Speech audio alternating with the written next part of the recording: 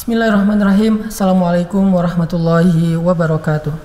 Allah Subhanahu wa taala berfirman, A'udzu billahi minasy syaithanir rajim. Bismillahirrahmanirrahim. Syahrul Ramadan alladzi unzila fihi al-Qur'an. Bismillahirrahmanirrahim. Inna anzalnahu fi lailatul qadr. Wa ma adraka ma lailatul qadr. Lailatul qadri khairum min alfi syahr. Tanazzalul malaikatu war-ruhu fiha bi'izni rabbihim min kulli amr. Salamun hiya hatta matla'il fajr. Shadaqallahul azim.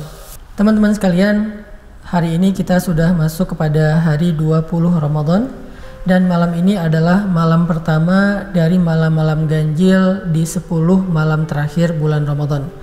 Nabi SAW menganjurkan kepada kita melalui istri beliau Sayyidah Aisyah, kemudian para sahabat, untuk mengejar malam Lailatul Qadar di setiap malam-malam ganjil di 10 malam terakhir bulan Ramadan.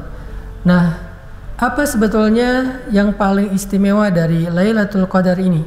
Kata para ulama, Lailatul Qadar diambil dari dua kata, yaitu Lailah dan Al-Qadar.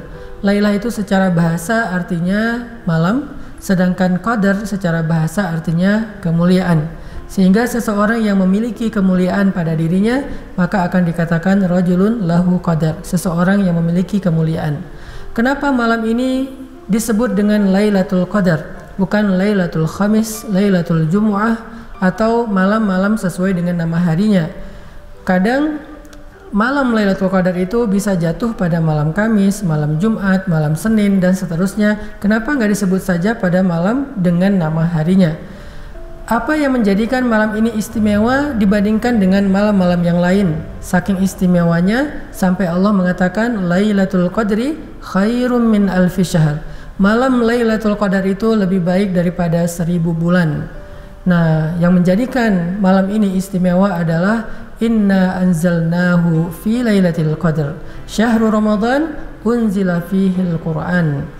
Jadi yang menjadikan malam ini adalah malam yang istimewa, malam yang mulia, karena Allah Subhanahu wa taala menurunkan Al-Qur'an pada malam tersebut.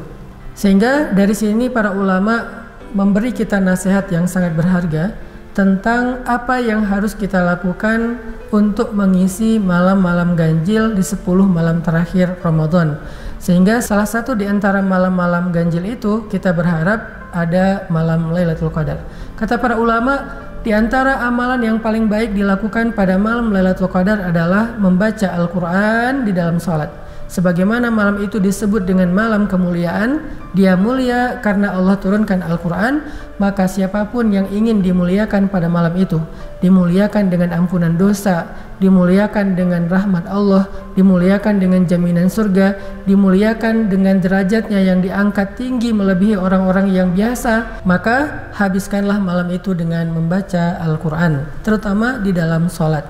Sehingga Nabi SAW bersabda, Man qama lailatal qadri imanan wahtisaban ghufira lahu ma taqaddama min dzambih. Siapa yang pada malam Lailatul Qadar mendirikan salat lalu dia membaca Al-Qur'an di dalam salatnya, sebagaimana firman Allah di surat Al-Muzammil, Ya ayyuhal muzammil qumil laila illa qalila nisfahu aw inqus minhu qalila aw zid alaih warattilil Qur'an tartila. Bangunlah di tengah malam atau kurang sedikit atau lebih sedikit, dan bacalah Al-Quran secara perlahan-lahan di dalam sholat itu. Maka kata Nabi, siapa yang pada malam Lailatul Qadar mendirikan sholat malam kemudian membaca Al-Quran di dalamnya, ghufira lahu ma taqaddama min dzambih, akan dihapuskan semua dosa-dosanya yang telah lalu. Lagi pula kalau kita mencoba untuk berhitung dengan kalimat khairun min alfi syahr, malam itu lebih baik daripada 1000 bulan. Coba kita hitung sekarang pahala membaca Al-Quran di malam Lailatul Qadar.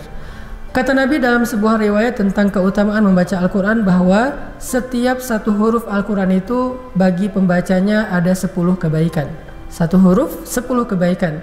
Dan alif lam mim adalah 3 huruf, berarti 30 kebaikan.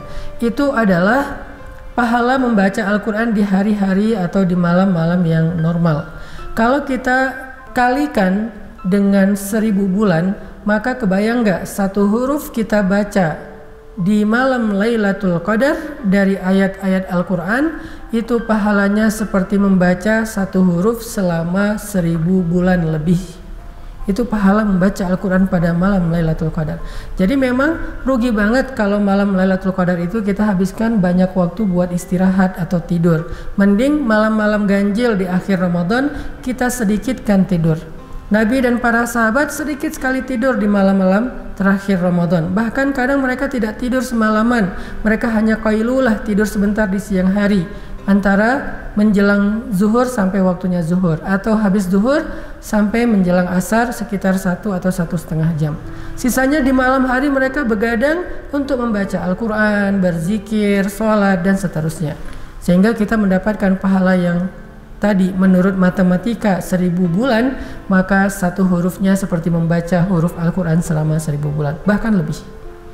Kemudian amalan kedua kata Nabi yang baik dilakukan pas itikaf atau mengejar Lailatul Qadar adalah beristighfar dan berdoa kepada Allah Subhanahu wa taala. Doa apa yang diajarkan Nabi kepada Sayyidah Aisyah? Kata Aisyah, "Ya Rasulullah, kalau saya bertemu dengan malam Lailatul Qadar, apa yang harus saya baca?" Kata Nabi, ucapkanlah, "Allahumma innaka afuwun tuhibbul afwa fa'fu anni." Ya Allah, Engkau mencintai maaf, maka maafkanlah kesalahan-kesalahanku. Itu salah satu doa yang baik dibaca pada malam-malam terakhir di bulan Ramadan. Kita juga boleh membaca doa-doa istighfar yang lain seperti La ilaha illa anta subhanaka inni kuntu minaz zalimin, dan berbagai macam doa bahkan dengan bahasa Indonesia pun selama itu adalah doa-doa yang baik. Sehingga berdoa dan meminta ampun adalah amalan favorit Nabi pada malam Lailatul Qadar. Sehingga di malam apapun di antara 10 malam terakhir bulan Ramadan, yuk kita banyak sholat sunnah dengan membaca Al-Quran di dalamnya. Kalau nggak hafal boleh membaca mushaf, kemudian banyak berdoa setelah sholat dengan meminta ampun kepada Allah. Yuk kita kejar Lailatul Qadar, karena itu tidak akan tergantikan walaupun kita beribadah 1000 bulan di waktu-waktu yang normal. Barakallahu fiikum.